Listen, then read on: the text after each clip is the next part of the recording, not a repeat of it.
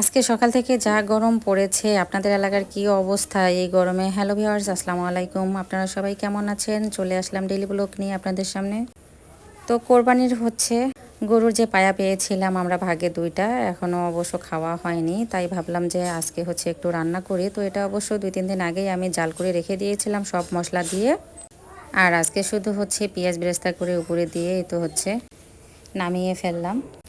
আপনারা কে কীভাবে খান অবশ্যই একটু কমেন্টসে জানাবেন। আমরা কিন্তু আমার শ্বশুরবাড়িতে এক জালে কখনোই আমরা এই নেহারি খাই না, কমপক্ষে 2-3 জাল হতেই হবে। অনেক আপুদেরকে অবশ্য দেখেছি আমি ভিডিওতে যে নেহারি ফ্রিজ থেকে বের করে সঙ্গে সঙ্গে রান্না করে খেয়ে নিয়েছে। তো যাই হোক, সকালবেলায় দিক দিয়ে হালিমাসি আর এক মামি দুইজনে তো রুটি বানিয়ে দিচ্ছিল, আর এদিক দিয়ে আমি সেঁকে নিচ্ছিলাম। তো সকালবেলায় গরম গরম নেহারি আর রুটি খেতে দিলাম আমার বাবা মাকে। সঙ্গে আপনাদের ভাইও ছিল আর আমার ছেলেমেয়েরাও ছিল, সবাই মিলে একসঙ্গে সকালে নাস্তাটা করে ফেললাম। এরপর দ্বিতীয় পর্ব শুরু হলো। এই তো আমার ভুট্টা রোদ্রে দেওয়া। এত পরিমাণ আজকে রোদের তাপ ছিল, তো মন মানতেছিল না। ভাবতেছিলাম যে আগে মেহমানদেরকে বিদায় করে দিয়ে তারপর ভুট্টাগুলো পরের দিন রোদ্রে দেবো, বাট এত পরিমাণে রোদ ছিল, শেষে গিয়ে ভুট্টাগুলো রোদে দেওয়ার জন্য প্রিপারেশন নিয়ে নিলাম। তো ভুট্টা রোদে দিতে গিয়ে যাই হোক, আমার বাবা মাও অবশ্য অনেক হেল্প করেছে। তারাও অবশ্য আমার কাজ দেখে আর কি থেমে থাকেনি, যেহেতু মেয়ে এত কষ্ট করতেছে, কাজ করতেছে, এটা যে কোনো বাবা মাই হয়তো বা করবে, শুধু যে আমার বাবা মা তা না। তো যাই হোক, সবাই মিলে ভুট্টাগুলো রোদে দেওয়ার পর ওখানে আবার আমি আমাদের গাছের কাঁঠাল, আম আর পেয়ারা মাখা দিয়ে আসছি। বাইরে বসে ওরা খাচ্ছিল আর শ্বশুর জামাই মিলে গল্প করতেছিল, আমার ভাসুর ছিল সঙ্গে। ভুট্টা বাহারা দিচ্ছিল আর গল্প করতেছিল। আর এদিক দিয়ে তো আমি বাসায় চলে এসে রান্নাবান্নার কাজ শুরু করে দিলাম। ওরা সকালবেলা রুটি খেয়েছে, এরপরে দুপুরের জন্য আমি আলু কুচি করে কেটে শিং মাছ রান্না করলাম। আর আমার মেয়ে পুকুরে নেমেছিল, তাই ওর দাদিকে ডেকে নিয়ে এসেছে বলে সে কান্না করতেছিল, কারণ সে আরও কিছুক্ষণ ভিজবে। দেখেন চেহারার কি হাল করেছে পুকুরে ভিজে।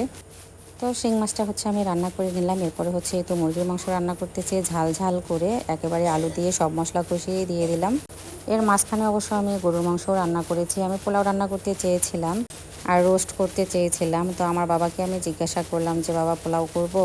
তো উনি বলল, যেহেতু একটু অসুস্থ মানুষ, ডায়াবেটিস আছে আমার বাবার, তাই আর কি আমি বলার পরে উনি যা খেতে চায় তাই আয়োজন করার চেষ্টা করি। কারণ অনেকদিন পর মেয়ের বাড়িতে আসছে, আমি কখনোই চাই না যে আমার বাড়িতে খেয়ে আবার অসুস্থ হয়ে যাক।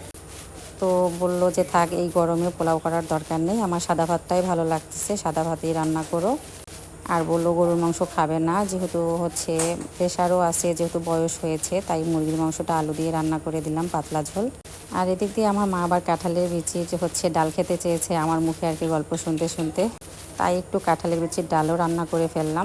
এরপর দুপুরে সবাই মিলে একসঙ্গে খাওয়ার পরে এদিক দিয়ে 4জনকে নিয়েছি আজকে ভুট্টা তোলার জন্য। আজকে একটু বাবা মাকে সময় দিচ্ছিলাম। তো মাকে আমি আর কি রেখে দিলাম আমাদের বাসায়, যে অনেকদিন পর আসছে, কয়েকদিন থাকার, বাবা চলে গেল। আর রাতে গিয়ে তো আমার ছেলের জন্য পড়ার টেবিল নিয়ে আসলো আপনাদের ভাই। তো টেবিলটা কেমন লাগলো আপনাদের কাছে? আজকের ভিডিওটা এই পর্যন্তই। আল্লাহ হাফেজ।